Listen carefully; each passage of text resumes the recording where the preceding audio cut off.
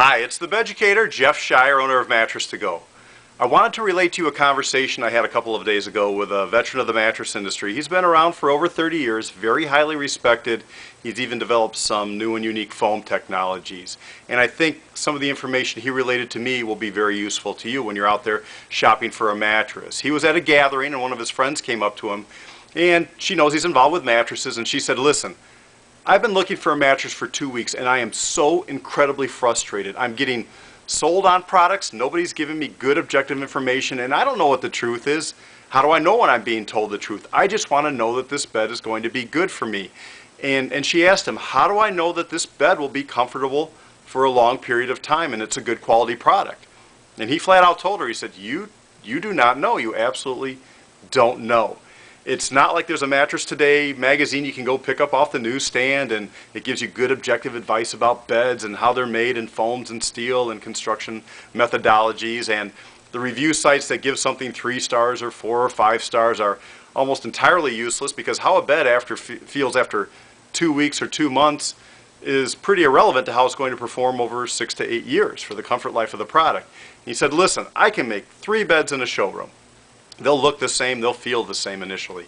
But this one will last 6 months, this one will last 2 years, this one will last 8 years. And how do you know which is which? You don't."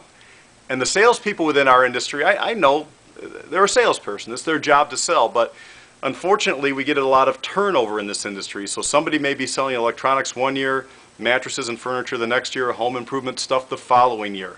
They're not necessarily interested in becoming very well educated. And some of the veterans within our industry, while there are some that are quite well educated, generally speaking, they like to brag about how good they are at sales, and they can go in the back room and say, you know, I can sell ice to people who live in Alaska. I just made $1,000 off that person. And I don't think that's something to brag about within our industry, because this is an item that has a direct impact upon your health.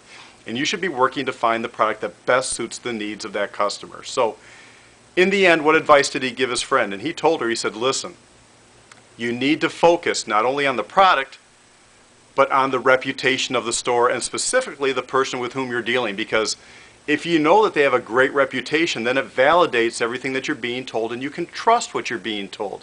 Just because the store carries a brand name that you may have heard of, well, what does that mean? It means absolutely nothing. You need this person to tell you what's on the inside and if this bed is appropriate for what you're looking to do with the product. Is this a good bed for the guest bedroom? This is a good bed for an 8 to 10 year mattress for your master bedroom, or for your specific health characteristics?" And I get asked this question here at the store all the time. They'll say, "Well, why should I believe you versus, you know, store XYZ down the street?"